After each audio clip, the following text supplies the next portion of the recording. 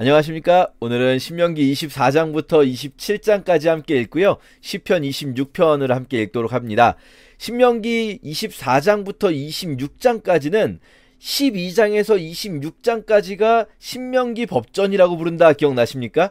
신명기 법전이라고 부르는 실제적인 법률들이 있는 부분이고요. 이것을 이제 신명기를 법률이라는 관점에서 보면 12장부터 26장이 신명기 법전이라고 부르지만 신명기 전체를 하나의 조약서, 우리로 따지면 무슨 FTA 문서 같은 국가 간의 조약 같은 것들이 있지 않습니까? 고대 근동지역의 도시국가들 사이의 봉신조약 이라고 한다면은 신명기 12장에서 26장까지가 조약의 세부사항이라고 할 수가 있겠고, 이제 세부사항이 끝난 이후에 오늘 읽을 부분 마지막 장 27장은 문서조항이라는 게 있다 말씀드렸었어요. 이 문서를 어떻게 보관하고 어떻게 공포할 것인가, 어떻게 이 백성들에게, 우리 이제 도시들이 조약을 맺었으니까 백성들에게 이 조약 맺음을 알려야 되잖아요. 그래서 이 조약의 문서를 어떻게 백성들에게 공포하고 어떻게 보관할 것인가에 관한 부분이 27장에 나오는 문서조항이라고 할 수가 있겠어요. 그래서 27장에서는 그리심산과 에발산에서 이 문서에 대한 언약식을 맺어라, 하나님 앞에서 레위인들이 이것들을 지킬 것입니다 하면 아멘 하고, 이것들을 지키지 않으면 저주를 받을 것입니다 하면 아멘 하고, 이렇게 다같이 일종의 언약 의 예식을 체결하는 그 방식을 27장에서 설명해 주십니다. 자, 24장에서 26장까지는요, 이 언약의 세부사항, 법률의 세부사항들이기 때문에 이 부분은 좀 연결성이 없어요. 법전처럼 좀 뚝뚝 끊어져 있습니다. 짧게. 그래서 오늘은 빨리빨리 좀 보면서 짧게 설명드릴게요. 맨 먼저 24장에서는요, 이혼 증서라는 규례가 나옵니다. 어떤 사람이 결혼을 했는데 이 여자가 싫어지거든, 그러면 그냥 쫓아내지 말고 이혼 증서를 써주어서 여자를 자기 집에서 내보내야 된다. 자, 보세요. 이때 뭐가 문제냐면요, 이 여자가 남자 쪽에서 싫어진 거예요. 이 여자가 무슨 음행을 했거나 잘못한 게 아니고요. 여기 어떤 결점이 있는 것을 알게 되어, 이 말이 무슨 대단한 어떤 결점을 얘기하는 게 아니라 여자가 싫어질 만한 내용입니다. 음행 아니에요. 음행이나 이런 부분은요, 그냥 이혼증서 쓰고 내보내는 게 아니라 사형이었습니다. 앞에서 봤죠? 음행은 사형입니다. 자, 그게 아니라 그냥 자기가 싫어진 거예요. 그냥 얼굴에 내가 원하는 스타일이 아니었어, 이런 어떤 성격적으로 내가 원하는 성격이 아니었어, 이럴 수 있잖아요. 자, 그럴 때 이혼증서를 써야 된다. 그리고 또 다른 남자랑 결혼했는데 두 번째 남편도 싫어졌을 때는 이혼증서를 써야 된다. 그러면 첫 번째 남편과 다시 결혼할 수 없다. 자, 이 이혼증서 규례는요, 우리를 굉장히 헷갈리게 해요. 왜냐하면 이 문제를 가지고 바리새인들도 예수님하고 한번 논쟁을 하게 되거든요. 우리가 생각할 때 하나님은 이혼을 하면 안 된다고 하실 것 같잖아요. 근데 지금 이혼 증서는 이혼을 해도 된다는 거예요. 우리는 왜 이혼을 하면 안 된다라고 생각을 하고 있습니까? 예수님께서 말씀하신 거예요. 예수님께서 음행한 영고 외에는 아내를 버리지 말라라고 하시니까 이게 이 신명기 24장의 법하고는 맞지가 않아요.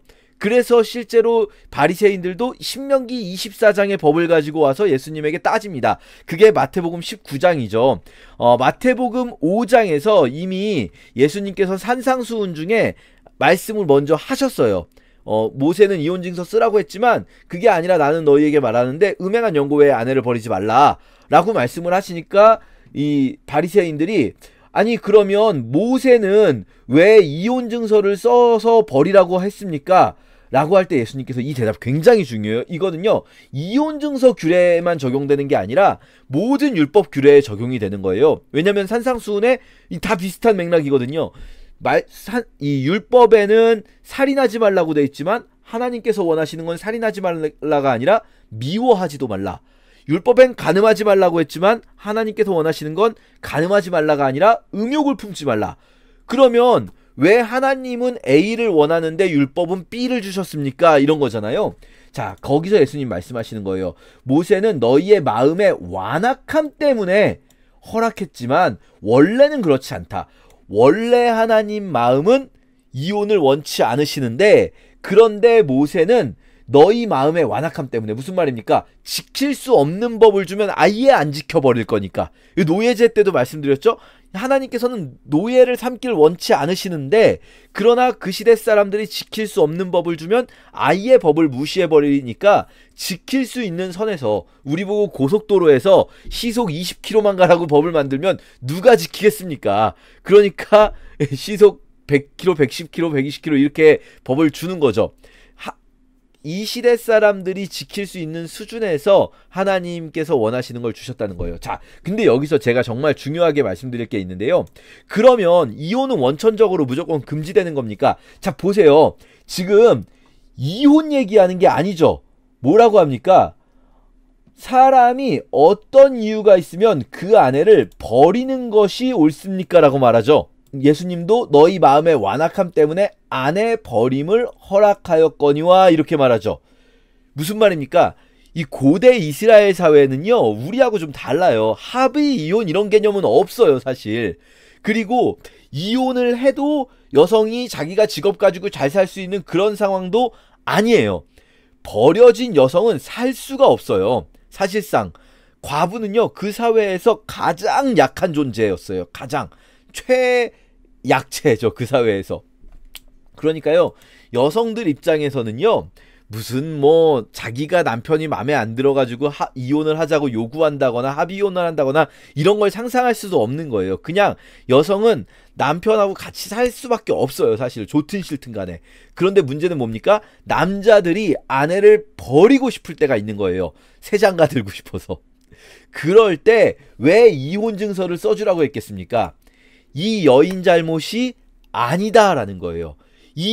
지금 이 이혼의 귀책 사유가 이 여인에게 있는 게 아니다. 이 여인이 음행을 한 것도 아니고, 이 여인이 어떤 잘못을 하거나 이 여인에게 어떤 문제가 있어서가 아니라 남편이 싫어서 이 여인을 버린 거다. 그래야 이 여인이, 아까 이제 우리 신명기에서 봤죠? 두 번째 남편을 만날 수라도 있잖아요. 이혼 증서를 가지고 있으면 이 여인은 뭔가 이 여인이 뭘 잘못해서 버려진 게 아니라는 걸 증명해 주는 거예요. 이 여인을 보호하기 위한 법이에요, 이혼 증서라는 법은.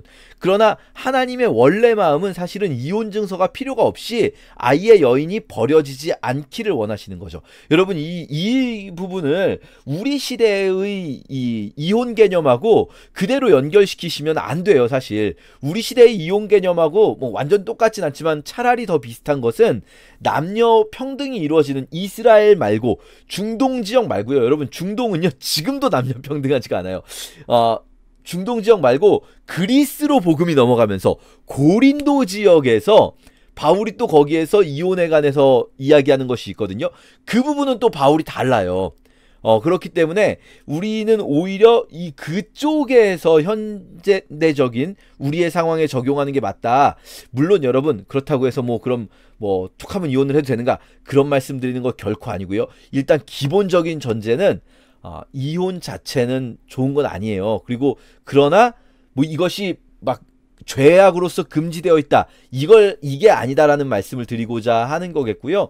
하나님께서는 기본적으로 이 혼인이라는 것을, 이게 또 여성이 잘못이 아니잖아요. 남성과 여성이 함께 이것을 지켜가기를 원하세요. 그런데 지금 우리가 여기서 보는 이혼 증서의 규례는 남자 쪽에서 여인을 버리는 경우를 이야기하고 있다라는 것을 기억해 두시면 좋겠어요.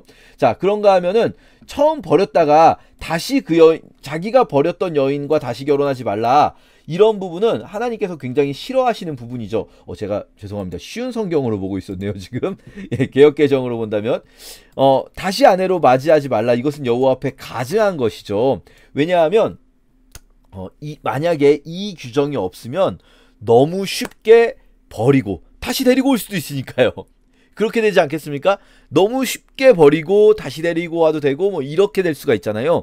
그래서 이 규정은 최대한 그 남자 쪽에서 고민을 하게 만드는 거죠. 너 지금 버리면 너 다시는 이 여자 못 만나 라고 하는 겁니다. 자, 5절로 넘어가면요, 사람이 새로 아내를 맞이했을 때는 군대로 보내지 말라. 1년 동안은 집에 있어야 한다. 그래서 그 가정을 보호하고 또 이것도 마찬가지로 이 남자를 보호하기 위한 법이라고 보긴 좀 어려워요. 사실은 왜냐면 남자를 보호하려면은 남자는 아예 군대를 아예 안 가면 좋죠. 그리고 그러면은 결혼하고 1년 동안 이 남자가 안 나가면 다른 남자들은 뭡니까? 다른 남자들은 전쟁에서 죽어야 됩니까? 그게 아니라 지금 이 아내와 가정을 사실은 결혼하면은 빨리 또 아이를 가지게 되거든요. 이 아내와 또 자녀들을 지키기 위한 최소한의 사회적 보장을 해주는 거다라고 볼 수가 있습니다. 자, 맷돌을 전당 잡지 말라라는 것은요, 우리가 이제 돈을 빌려줄 때 전당을 담보를 잡을 수가 있는데 맷돌은 안 돼요. 담보를 잡을 수 없는 거 두 가지가 나옵니다. 첫째는 맷돌이고요. 그리고 우리 뒤에 또 보겠지만 두 번째는 겉옷이에요. 겉옷. 맷돌과 겉옷은요, 사람이 생존하기 위해서 반드시 필요한 의식주 중에 맷돌은 식을 책임져요. 왜냐하면은 이 사람들 율법상 볼이든 밀이든 정 없으면 이삭줍기처럼 다른 사람 밭에 가서 주워올 수가 있어요. 왜냐하면 다른 사람들이 이 떨어진 것들, 땅에 떨어진 것들을 다 수거하지 못하게 율법으로 막아놨잖아요. 그러면 마치 룻이 보아스의 밭에서 주워온 것처럼 이삭줍기라도 해올 수가 있어요. 근데 그거 그냥 먹을 수가 있습니까? 그냥 먹을 수가 없어요. 밀, 이삭, 조금씩은 먹을 수 있겠지만 제대로 인간다운 식사를 할 수는 없어요. 뭐가 필요할까요? 이걸 갈아서 빵으로 만들어 먹거든요. 이 사람들은 주식이 지금 빵이에요. 그러려면 이걸 갈 맷돌이 필요하겠죠. 그렇기 때문에 기본적인 의식주 중에서 첫째 맷돌을 뺏으면 안 됩니다. 아무리 돈을 빌렸어도, 아무리 돈을 못 갚아도 맷돌만큼은 뺏어가면 안 되고요. 뒤에 나오지만 겉옷은요, 옷의 역할을 하기도 하지만 사실 해 질 때까지는 전당물을 반드시 돌려줘라. 그러면 그가 그 옷을 입고 자며, 그러니까 전당물이 지금 옷인 경우를 말한다는 걸 알 수 있죠. 옷을 입고 잔다는 게 무슨 말이냐면요, 이거 좀 번역이 조금 이상한데, 옷을 입고 잔다는 말이 아니라 이 고대에는 특히 가난한 사람들에게는 두꺼운 천이 굉장히 귀한 거잖아요. 두껍고 보온성이 높은 천 굉장히 귀합니다. 이게 겉옷으로, 그러니까 속에 이렇게 옷을 입은 다음에 겉에 큰 막 이렇게 걸치고 있잖아요. 그냥 이스라엘 고대, 여러분 영화 같은 것들 보시면 옷을 겉에 그냥 걸치고 있죠. 큰 옷을 이렇게 내려뜨려서 그게 겉옷이에요. 잠바처럼 겉에 입고요. 밤에는 그것을 이불로 사용하는 거예요. 이 가난한 사람들이 이불 따로 겉옷 따로 있지 않습니다. 이스라엘 사람들 그렇게 살았던 거예요. 그래서 이 겉옷과 맷돌은 전당 잡을 수가 없다라는 것이 있고요. 그리고 또 전당 귤에 나온 김에 전당을 잡을 때에는요, 그의 집에 들어가서 전당물을 취하지 말고 너는 밖에 서 있고 너에게 돈을 꾸는 자가 전당물을 밖으로 가지고 나오래요.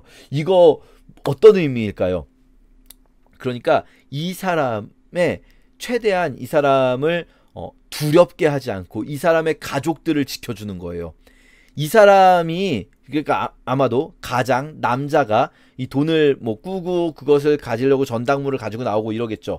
그럼 집안에는 가족들이 있을 거잖아요. 이 가족들이 만약에 이 돈 빌려주는 부자가 막 집안에 막 들어와서 주인 행세하면서, 가장을 무시하고 주인 행세하면서 막 이걸 내놔라 막 그렇게 가져가면 이 가족들이 얼마나 두려워지겠습니까? 그러지 못하도록 보호하는 거죠. 우리식으로 표현한다면 불법 추심을 금지한다, 이렇게 말할 수 있겠죠. 지금 그렇잖아요. 우리나라 이제, 예전에는 우리나라도 그게 안 돼가지고 막 대부업체에서 집까지 찾아오고 막 이랬잖아요. 지금은 다 금지되어 있죠. 그런 것들이 고대에 이미 이스라엘에 규정이 되어 있었다라고 할 수가 있습니다. 자, 그런가 하면 나병에 관한 것도 있어요. 나병에 관해서는 지금 여기 자세히 나오진 않고요. 레위 사람 제사장들이 가르치는 대로 힘써 행하라. 요거 우리 레위기에서 자세히 봤죠? 어떤 겁니까? 7일 격리, 검사, 다시 7일 격리, 총 14일 격리 이후에 검사해서 별일 없으면은 이 사람 깨끗하고, 만약에 이게 피부가 들어가고 거기에 털이 빠지면은 이 사람은 나병이다 해서 진 밖으로 격리시키죠. 자, 이렇게 말씀하시면서 내 하나님 여호와께서 미리암에게 행하신 일을 기억할지라. 미리암 민수기 12장에서 나왔었는데, 여러분 미리암이 나병 걸렸던 것은 많이들 기억하실 텐데, 미리암이 나병 걸렸을 때 어떻게 했는지를 지금 말하고 있는 거예요. 어떻게 했죠? 7일간 격리했어요. 미리암조차도. 미리암은요, 모세 바로 다음 가는 사람이라고 할 수 있었어요. 사실상 그때 아론과 미리암이 선지자고, 성경에 구약 성경에서 여선지자라고 5명 나오거든요. 미리암, 드보라, 훌다 뭐 이렇게 이사야의 아내라든지 이렇게 딱 5명 여선지자인데 그 중에 한 명이 미리암이거든요. 여선지자였어도 미리암도 선지자도 어떻게 합니까? 7일 격리 똑같이 지켜요. 거기서 보면은 7일간 격리 지키시거든요. 그러니까 이 미리암조차도 그렇게 했는데 니네들도 그렇게 해야 한다 라고 말씀하실 수가 있겠고요. 쭉 우리 전당물 규례 이후에 보시면 곤궁하고 비난한 품꾼이 있을 경우에 이 사람이 이스라엘, 여기 지금 계속 형제라고 나오는 말은 이스라엘 사람 얘기하는 겁니다. 형제든지 이방인이든지 이스라엘 사람이든 이방인이든 곤궁하고 비난한 품꾼을 학대하지 말라. 이 법이 왜 있을까요? 학대하기 좋은 사람들이잖아요. 곤궁하고 비난한 품꾼들. 왜냐면요, 사실 품꾼이 아닌 사람은 오히려 학대하기가 어려워요.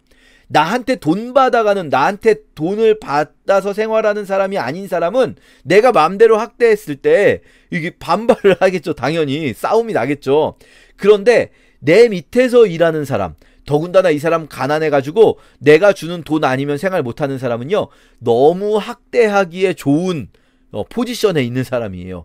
그런 건 우리도 많이 경험하게 되지 않습니까? 우리 흔히 이걸 갑질이라고 부르잖아요. 지금 이 부분은 갑질금지입니다. 갑질금지. 그리고 품삯을 당일에 주고 해 진후까지 미루지 말라. 요거 레위기에서도 우리 19장에 봤었는데요.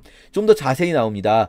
가난함으로 그 품삯을 감절히 바라는데 그가 너를 여호와께 호소하지 않게 해라. 그렇지 않으면 그게 너에게 죄가 된다. 만약에 나는 돈이 있는데 품삯을 제때 안 주고 나는 그냥 귀찮으니까, 아니면 나는 그냥 이 골탕이나 먹어봐라. 너 내 말 안 들었는데 너 내 말대로 하지 않으면 돈은 주지. 내가 재판에 가면은 내가 돈을 줬다고 할 수 있지. 하지만 제때 안 줄 거야. 이래버리면은 이것들 하나님 앞에 죄가 된다는 거예요. 자, 그런가 하면은 16절에서는 연좌제가 금지됩니다. 우리는 고대 사회에서는 대부분 연좌제가 있잖아요. 그래서 구약에서도 연좌제와 비슷한 개념들이 있는 것처럼 느껴져요.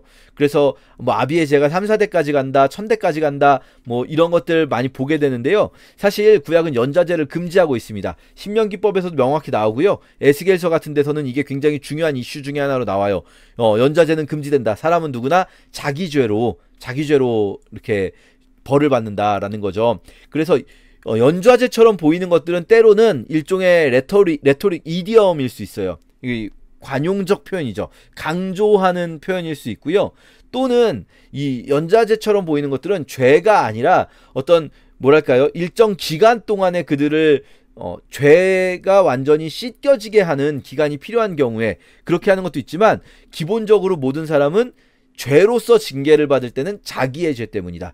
요것도 우리에게 굉장히 중요한 개념이에요. 신약적으로. 왜냐면 많은 분들이 복음을 오해하시는 게 어떤 거냐면, 내가 죄를 지어서가 아니라 아담의 죄 때문에 원죄가 유전되어서 그것 때문에 내가 구원이 필요한 존재, 그것 때문에 속죄가 필요한 존재라고 오해하시는 경우가 있어요. 얼마나 그게 참 대단한 교만한 오해입니까? 아니, 감히 누가 자신의 삶을, 자신의 생각을, 자신의 속마음을 다 아는 자기 스스로가 나는 죄가 없는데 아담 때문에 그렇다라고 말을 할 수가 있겠어요. 오해하시면 안 돼요. 이 원죄론을 잘못 오해하시는 분들이 원죄 때문에 우리가 징계받는다라고 생각하시는데 그게 아니고요. 원죄는 죄의 본성이 우리 안에 들어오게 된 거예요. 그래서 죄의 본성이 있죠, 우리 안에는. 그럼 죄의 본성 때문에, 죄를 안 지었는데도 불구하고 죄의 본성 때문에 징계를 받는 거냐? 그게 아니에요. 우리 모두가 그 죄의 본성 때문에 실제로 죄를 지으며 살아가고 있기 때문에, 의인이 단 한 사람도 없이 모든 사람이 죄를 범하여서 하나님의 영광에 이르지 못하였다라고 하시지, 모든 사람이 죄를 범하였음에, 로마서 3장 23절에 죄를 범하였기 때문에 하나님의 영광에 이르지 못했다고 말씀하시지, 모든 사람이 뭐 원죄 때문에 죄의 본성이 있어서, 그거 아닙니다.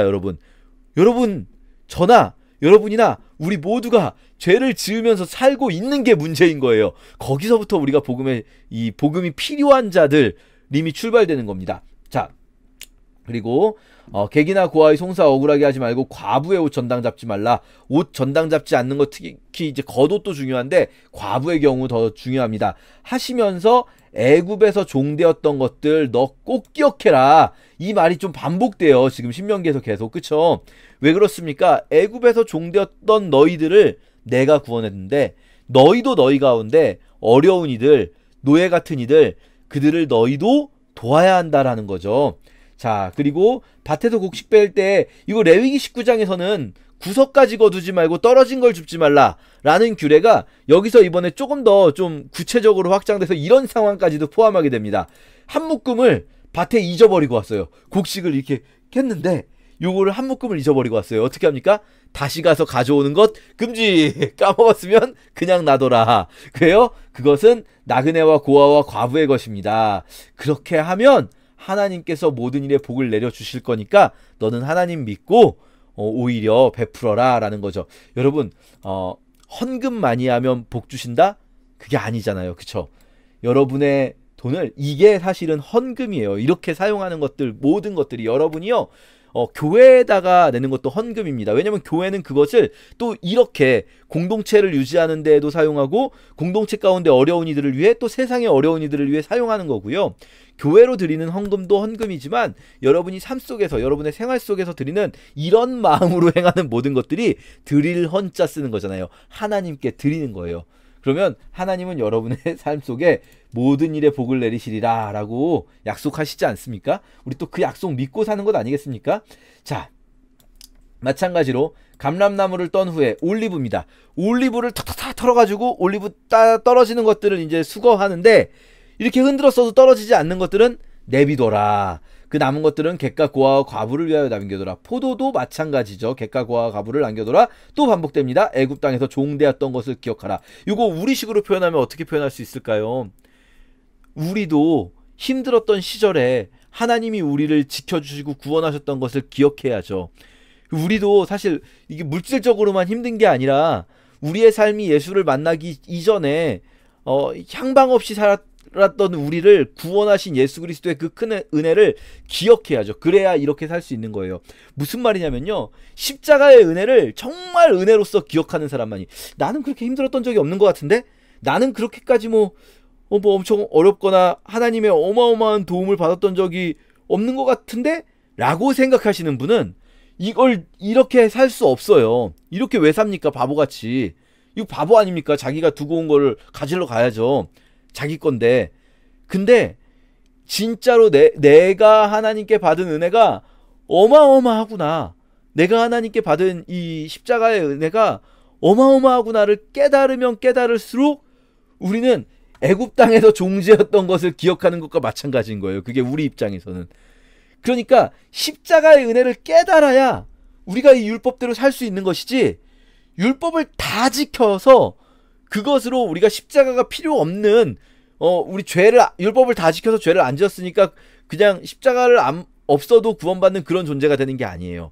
우리가 십자가의 은혜를 기억하는 것, 즉 애굽 땅에서 종되었던 것을 기억하는 것이 이 법대로 살아가기 위한 원동력이 되는 것이다 라고 볼 수 있습니다. 자, 25장입니다. 먼저는 재판장이 이 의인은 의롭다고 하고 악인은 정죄하는 것. 우리는 사실 하나님이시라면 다 좋게만 보실 것 같고 세상에 나쁜 놈이 어딨어, 악인이 어딨어, 하나님은 다 사랑하셔 이럴 것 같잖아요. 아니에요, 여러분. 세상에는 의인과 악인이 있을 수밖에 없어요. 그렇지 않습니까? 그런데 재판장은 거기에 대해서 악인에 대해서 명확하게, 의인에 대해서 명확하게 표현할 수 있어야 돼요. 자, 다만 여기 재판장의 규례에도 중요한 것이 재판장이 태형을 줄 때 40대 이상을 넘기지는 말아라. 지나치게 때리면 내 형제를 경히 여기는 것이 될까 하노라. 자, 이거 보세요. 지금 이 매를 맞는 사람은 누굽니까? 악인이잖아요. 정죄받는 악인이잖아요. 그럼 정죄받는 악인은 존중받을 필요가 없는 걸까요? 아니에요. 정죄받는 그 악인은 내 형제예요. 가볍게 여기면 안 되고 존중해야 되는 사람이에요. 근데 그렇게 존중해야 되는 사람을 왜 때립니까? 그 사람이 그 악을 벗어나게 해주기 위해서 그를 때리는 거예요. 그게 그 사람을 위해 필요한 거예요. 오히려. 그러니까 진정한 사랑은 징계가 없는 사랑이 아니에요. 그쵸? 하나님은 악인을 징계하시는 분이십니다. 그것은요, 그 사람을 무시하거나 그 사람을 미워해서가 아니라 여전히 징계받고 있는 그를 사랑하고 존중하는 모습을 재판장을 통해서도 보여주시는 거죠. 재판장도 그 마음을 가져야 되죠.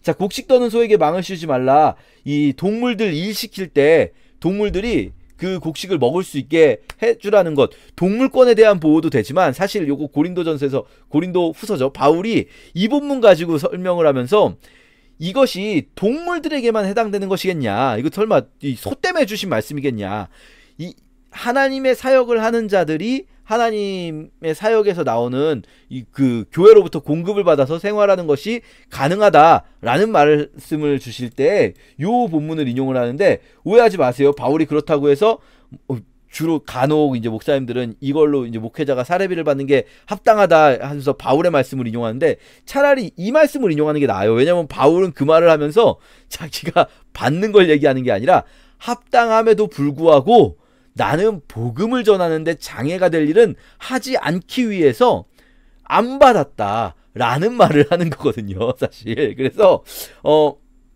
물론 여러분, 저도 이제 사역자이고 저도 사역자인 동시에 생활인이잖아요. 우리 모두는 일상의 삶을 사는 생활인들이기 때문에 또 가정에서 우리 가정의 필요를 공급받아야 하는 부분에서 교회로부터 공급받을 수 있어요.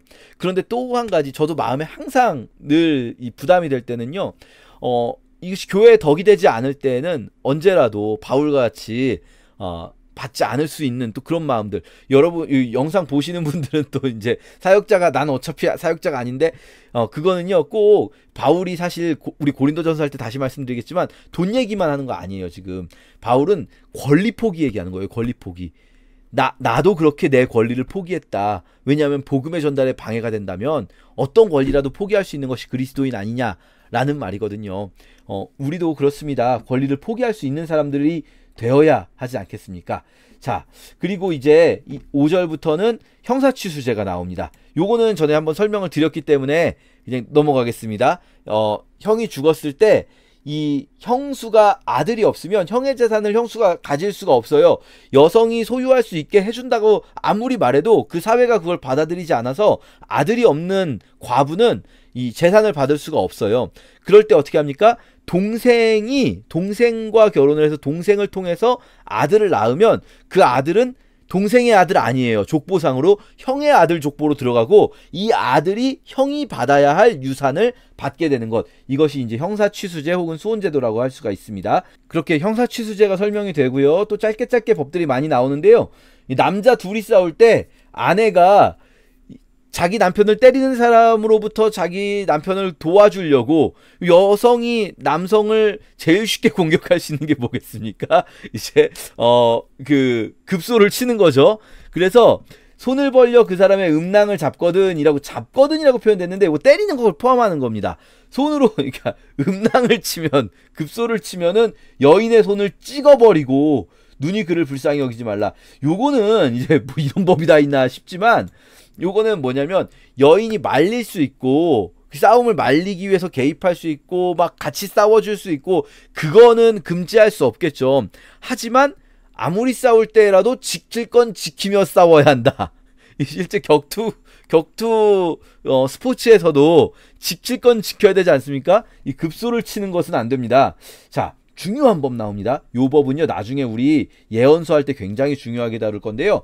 2종류의 저울추를 넣지 말라. 이 무슨 말이냐면요, 고대에는 저울이 지금처럼 통일된 전자저울이 없잖아요. 그러면은 물건 파는 사람들마다 저울을 다 가지고 있는 거예요. 자기가, 그러니까 물건을 파는 사람이 저울을 가지고 있죠, 보통. 그러면 이제 양팔 저울에 올려놓고 이 저울추를 올려놔서 무게를 맞추면서 여기 이 한 근이요, 뭐 삼겹살 한 근이에요, 뭐 이렇게 주지 않겠습니까?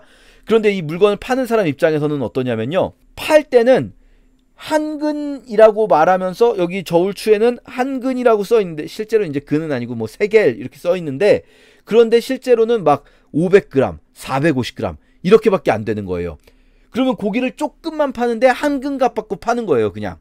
그리고 자기가 살 때는 어떻게 합니까? 이번엔 또 무거운 저울추를, 혹은 누가 또 이렇게 이런 걸 잘 알아서 만만해 보이지 않는 사람들이 있을 때는 제대로 된 저울추를 쓰는 거죠. 그래서 장사를 하면서 만만해 보이지 않는 사람에게는 제대로 된 저울추를 쓰고, 만만해 보이는 사람에게는 속이는 저울추를 쓰고, 이렇게 해서 속이는 저울추의 이슈가 예언서가 굉장히 중요해지거든요. 이거 기억해 두시면 좋겠고요. 마찬가지 되도 마찬가지입니다. 이것도 이제 단위를 재는 거죠. 도량형이 통일되어 있지 않은 상황에서 일어나는 일들이에요. 그러다 보니까 우리가 기억나실지 모르겠는데 성막 지을 때 성소의 세겔로라고 해서 무게를 잡고 그냥 몇 세겔 이렇게 말하지 않고 성소의 세겔로라고 하거든요. 성소에서 쓰는 세겔하고 시장에서 쓰는 세겔이 같은 1kg, 1g 이렇게 세겔이라는 무게단인데 이게 나중에는 점점 차이가 나는 거예요. 왜냐면 시장에서는 자꾸 사람들이 무게를 속이다 보니까 점점 이제 무게가 달라지게 되는 거죠. 자, 그래서 공정한 저울추를 써야 한다. 이것은 가증한 일이다 라고 하시고요. 아말렉을 진멸하라 라는 명령 주어집니다. 자, 26장에서는요. 네가 그 땅에 거주할 때 만물을 거둔 후에 광주리에 담아와라. 이 첫 농사의 매년 농사의 첫 번째 열매들은 하나님께 드리는데요. 그럼 도대체 첫 열매를 얼마나 드립니까? 여기 광주리가 단수로 표현되거든요. 그러니까 첫 번째 농사한 첫 열매 한 광주리, 요거는 하나님 거. 물론 11조는 또 따로 드리지 않습니까? 11조는 11조대로 드리고 요 첫 번째 추수한 것들 첫 번째 광주리는 하나님께 드리는 겁니다. 하나님께서 주신 것에 대한 감사. 요게 이제 여기 나오지는 않는데요. 여기 보면 그럼 한 광주리 가지고 나서 여호와의 제단 앞에 놓은 다음에 이거를 여호와께 드리라고 해놓고 그러면서 마지막에는 뭐라고 하냐면은 이 레위인과 너희 가운데 거류하는 객과 함께 즐거워하라고 하는데 아니 무슨 한광주리 가지고 어떻게 즐거워합니까? 라고 할 수 있는데요. 이 한광주리는 드리는데 요게 언제 드리게 되냐면 요거 조금 생각해보면 첫 번째 추수를 할 때잖아요. 그게 6월절입니다. 그러니까 6월절 규례를 지킬 때 그때 특별히 첫 번째 추수한 것, 그 한 해 동안에 첫 번째 추수한 것 한광주리도 같이 가지고 와서 드리는구나 라는 걸 우리가 알 수 있겠고요. 12절부터는 셋째의 11조 뭔지 기억나시죠? 요거 창고에 넣는 겁니다. 객과 레위인과 고아와 과부가 먹게 하는 그 바로 11조인데요. 이게 계속 강조돼서 내 집에서 내어서 레위인과 객과 고아와 과부에게 주라는 것이 굉장히 강하게 강조되고 있죠. 그래서 11조는 창고에 드리는 겁니다. 이 세 번째 11조는 제단에 바치는 게 아니라 창고에 드리는 거예요. 그래서 우리 말라기 3장에서도요. 11조를 내 창고에 드리라 라고 말씀하십니다. 자, 그렇게 26장이 지금 세부 규례의 마지막 부분인데 왜 여기에 11조 규례가 있을까? 요게 특히 3년 11조 규례만 있잖아요. 요거 앞에 나온 건데 또 반복된 거잖아요. 그쵸? 그리고 첫째, 둘째 11조는 없고 3년째 11조만 여기 26장에 있잖아요. 요거는 많은 분들이 추측할 때 이스라엘이 토라를 5경 전체를 3년 주기로 읽게 되거든요. 계속 5경을 낭독을 하는데 3년 주기로 읽게 되는데 3년 주기의 마지막에 이 부분이 읽혀져요. 신명기가 이제 마지막이잖아요. 5경에서 신명기를 마지막에 읽을 때 그때가 바로 3년 주기의 신명기 이 부분을 읽을 때가 셋째 11조 드릴 해로 봅니다. 보통 그렇게들 추정을 하세요. 그래서 이 본문이 여기 있다라고 할 수 있겠고요. 27장에서 이 모든 말씀을 이제 너희가 그냥 말씀 주고 읽었으니까 됐지 이게 아니라 그리심산과 에발산에서 요걸로 언약식을 맺으라고 하시거든요.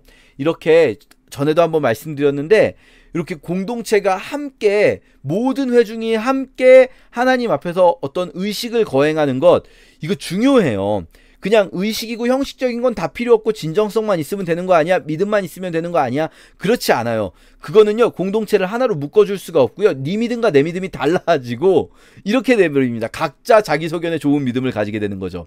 그게 아니라 공동체가 함께 이 리추얼을 행할 때 의식을 행할 때 우리 공동체가 같은 신앙을 가지고 하나님께 나아갈 수 있게 되거든요. 이게 우리식으로 말한다면은 주일 예배인 거예요. 주일 예배. 그래서 주일날 함께 모여서 예배를 드리는 것, 우리가 그것 자체를 어떤 미신적으로 여기서 막 예배에 빠지면은 막 벌을 받고 막 하나님이 치시고 이렇게까지 보는 것을 잘못이라고 강조를 많이 드리는데, 그것이 잘못이라고 그 미신적인 개념을 거기다 부여하는 것이 잘못이라고 할 때 그러면은 주일에 교회를 그냥 막 빠지고 안 와도 상관이 없는가? 우리가 같이 모여서 하는 이 의식 자체는 의미가 없는가? 그게 또 아니라는 거예요. 함께 모여서 하나님 말씀을 듣고 그 앞에 아멘하는 이 언약식이 필요하다는 겁니다. 그렇게 오늘 27장까지 함께 읽겠습니다. 제 24장. 사람이 아내를 맞이하여 데려온 후에 그에게 수치되는 일이 있음을 발견하고 그를 기뻐하지 아니하면 이혼 증서를 써서 그의 손에 주고 그를 자기 집에서 내보낼 것이요 그 여자는 그의 집에서 나아가서 다른 사람의 아내가 되려니와 그의 둘째 남편도 그를 미워하여 이혼 증서를 써서 그의 손에 주고 그를 자기 집에서 내보냈거나 또는 그를 아내로 맞이한 둘째 남편이 죽었다 하자 그 여자는 이미 몸을 더럽혔은즉 그를 내보낸 첫 남편이 그를 다시 아내로 맞이하지 말지니 이 일은 여호와 앞에 가증한 것이라. 너는 네 하나님 여호와께서 네게 기업으로 주시는 땅을 범죄하게 하지 말지니라. 사람이 새로이 아내를 맞이하였으면 그를 군대로 내보내지 말 것이요 아무 직무도 그에게 맡기지 말 것이며 그는 1년 동안 한가하게 집에 있으면서 그가 맞이한 아내를 즐겁게 할지니라. 사람이 맷돌이나 그 윗짝을 전당 잡지 말지니 이는 그 생명을 전당 잡음이니라. 사람이 자기 형제 곧 이스라엘 자손 중 한 사람을 유인하여 종으로 삼거나 판 것이 발견되면 그 유인한 자를 죽일지니 이같이 하여 너희 중에서 악을 제할지니라. 너는 나병에 대하여 삼가서 레위 사람 제사장들이 너희에게 가르치는 대로 내가 힘써 다 지켜 행하되 너희는 내가 그들에게 명령한 대로 지켜 행하라. 너희는 애굽에서 나오는 길에서 내 하나님 여호와께서 미리암에게 행하신 일을 기억할지니라. 내 이웃에게 무엇을 구워줄 때에 너는 그의 집에 들어가서 전당물을 취하지 말고 너는 밖에 서 있고 네게 꾸는 자가 전당물을 밖으로 가지고 나와서 네게 줄 것이며 그가 가난한 자이면 너는 그의 전당물을 가지고 자지 말고 해질 때에 그 전당물을 반드시 그에게 돌려줄 것이라. 그리하면 그가 그 옷을 입고 자며 너를 위하여 축복하리니 그 일이 네 하나님 여호와 앞에서 네 공의로움이 되리라. 곤궁하고 비난한 품꾼은 너희 형제든지 내 땅 성문 안에 우거하는 객이든지 그를 학대하지 말며 그 품삯을 당일에 주고 해진 후까지 미루지 말라.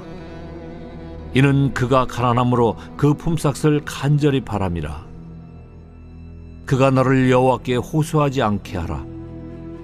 그렇지 않으면 그것이 네게 죄가 될 것임이라. 아버지는 그 자식들로 말미암아 죽임을 당하지 않을 것이요 자식들은 그 아버지로 말미암아 죽임을 당하지 않을 것이니 각 사람은 자기 죄로 말미암아 죽임을 당할 것이니라. 너는 객이나 고아의 송사를 억울하게 하지 말며 과부의 옷을 전당 잡지 말라. 너는 애굽에서 종되었던 일과 네 하나님 여호와께서 너를 거기서 속량하신 것을 기억하라. 이러므로 내가 네게 이 일을 행하라 명령하노라. 네가 밭에서 곡식을 벨 때에 그 한 붓을 밭에 잊어버렸거든 다시 가서 가져오지 말고 나그네와 고아와 과부를 위하여 남겨두라.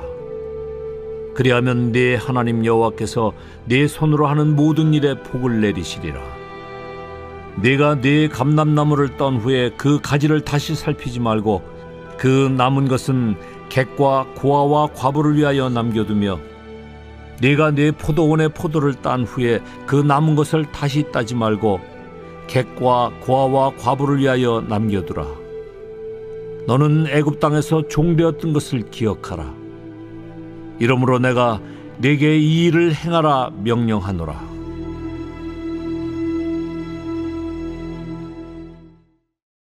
제 25장.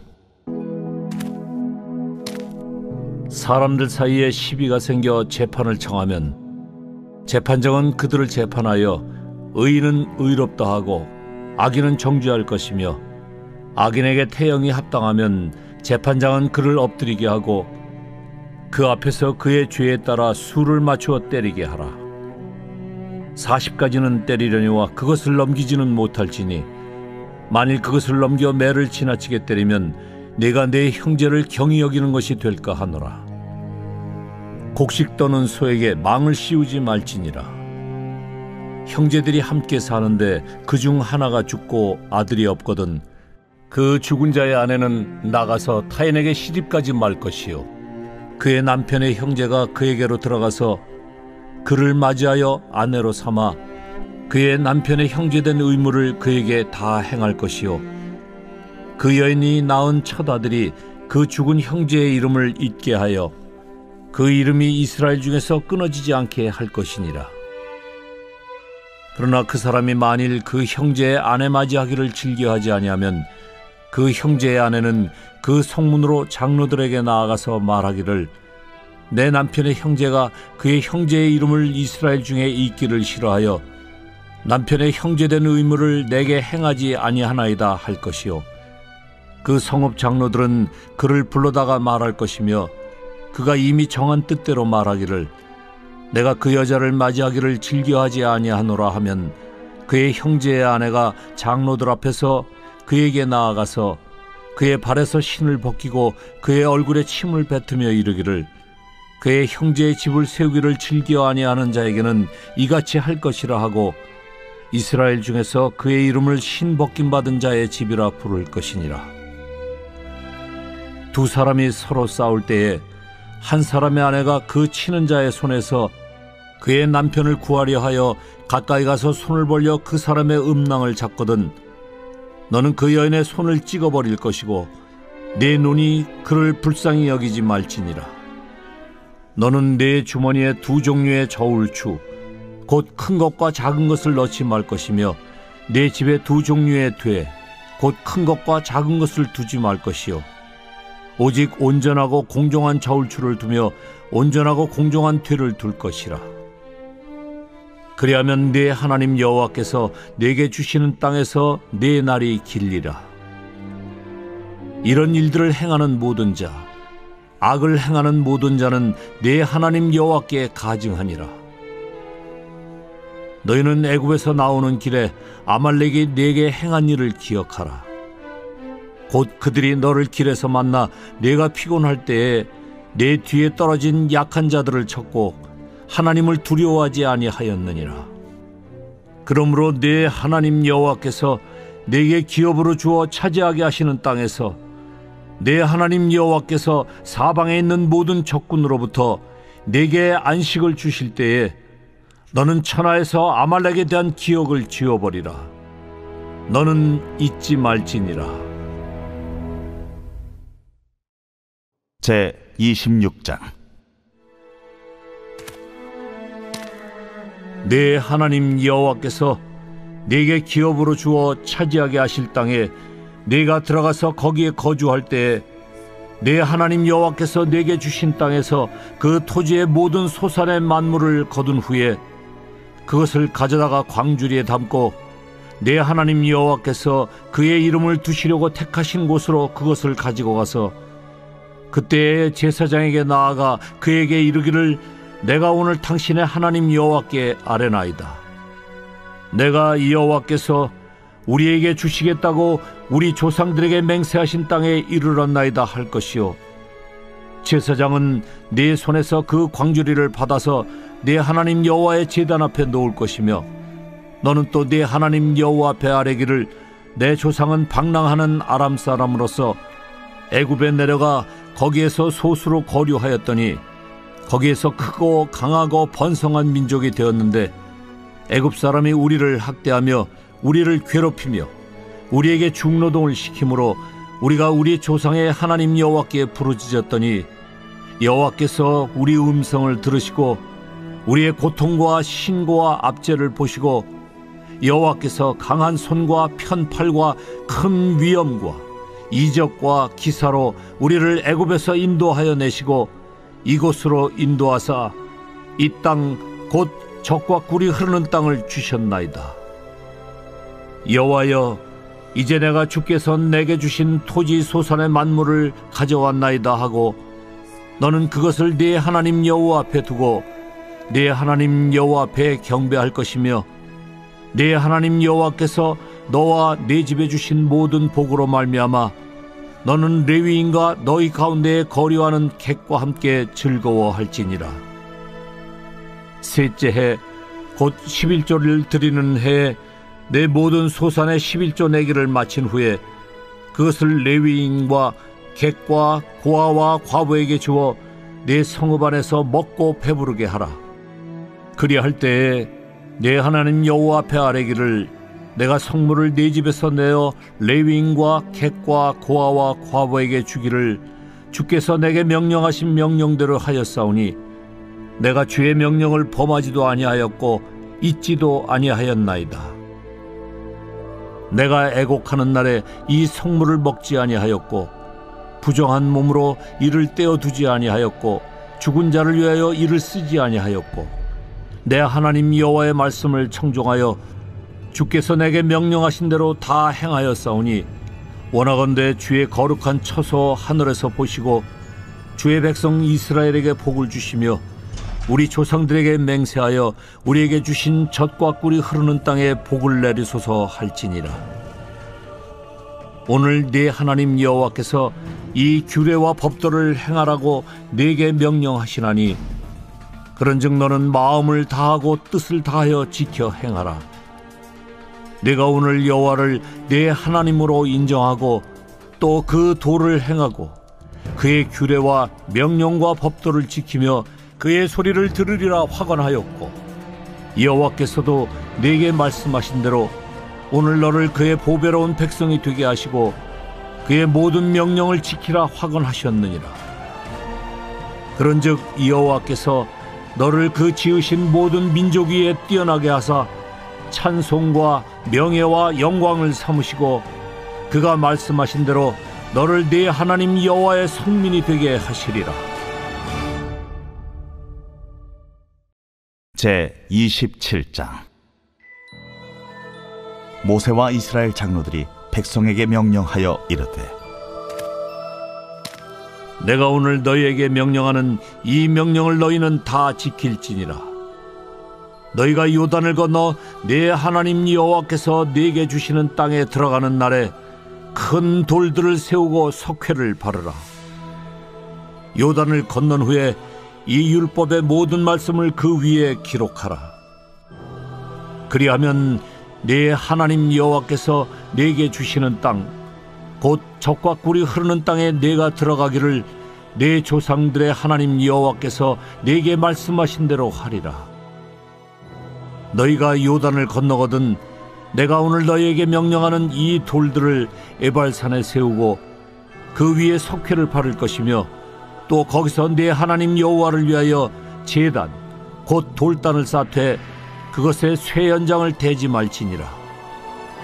너는 다듬지 않은 돌로 네 하나님 여호와의 제단을 쌓고 그 위에 네 하나님 여호와께 번제를 드릴 것이며 또 화목제를 드리고 거기에서 먹으며 네 하나님 여호와 앞에서 즐거워하라. 너는 이 율법의 모든 말씀을 그 돌들 위에 분명하고 정확하게 기록할지니라. 모세와 레위 제사장들이 온 이스라엘에게 말하여 이르되 이스라엘아 잠잠하여 들으라. 오늘 내가 내 하나님 여호와의 백성이 되었으며 그런즉 내 하나님 여호와의 말씀을 청종하여 내가 오늘 내게 명령하는 그 명령과 규례를 행할지니라. 모세가 그날 백성에게 명령하여 이르되 너희가 요단을 건넌 후에 시므온과 레위와 유다와 이사갈과 요셉과 베냐민은 백성을 축복하기 위하여 그리심산에 서고 루벤과 갓과 아셀과 수불론과 단과 납달리는 저주하기 위하여 에발산에 서고 레위 사람은 큰 소리로 이스라엘 모든 사람에게 말하여 이르기를 장색의 손으로 조각하였거나 부어 만든 우상은 여호와께 가증하니 그것을 만들어 은밀히 세우는 자는 저주를 받을 것이라 할 것이요 모든 백성은 응답하여 말하되 아멘 할지니라. 그의 부모를 경홀히 여기는 자는 저주를 받을 것이라 할 것이요 모든 백성은 아멘 할지니라. 그의 이웃의 경계표를 옮기는 자는 저주를 받을 것이라 할 것이요 모든 백성은 아멘 할지니라.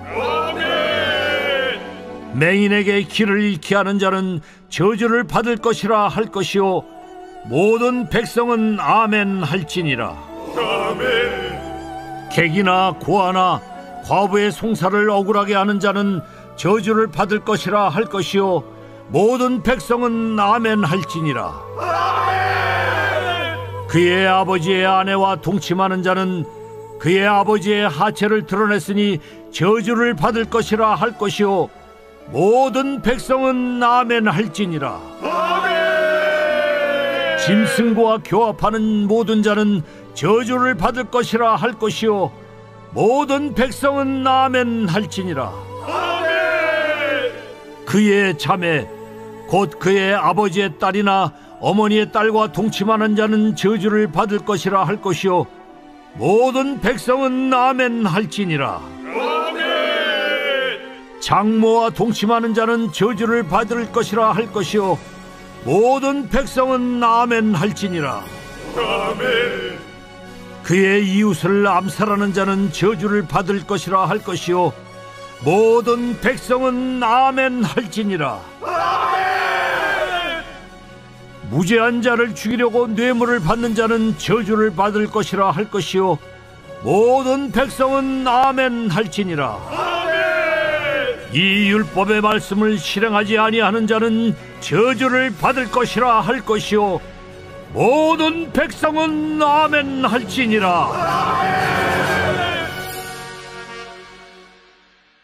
제26편 다윗의 시. 내가 나의 완전함에 행하여 싸우며 흔들리지 아니하고 여호와를 의지하여 싸우니 여호와여 나를 판단하소서. 여호와여 나를 살피시고 시험하사 내 뜻과 내 양심을 단련하소서. 주의 인자심이 내 목전에 있나이다. 내가 주의 진리 중에 행하여 허망한 사람과 같이 앉지 아니하여 싸우니 간사한 자와 동행하지도 아니하리이다. 내가 행악자의 집회를 미워하오니 악한 자와 같이 앉지 아니하리이다. 여호와여 내가 무죄함으로 손을 씻고 주의 제단에 두루 다니며 감사의 소리를 들려주고 주의 기이한 모든 일을 말하리이다. 여호와여 내가 주께서 계신 집과 주의 영광이 머무는 곳을 사랑하오니 내 영혼을 죄인과 함께 내 생명을 살인자와 함께 거두지 마소서. 그들의 손에 사악함이 있고 그들의 오른손에 뇌물이 가득하오나 나는 나의 완전함에 행하오리니 나를 속량하시고 내게 은혜를 베푸소서.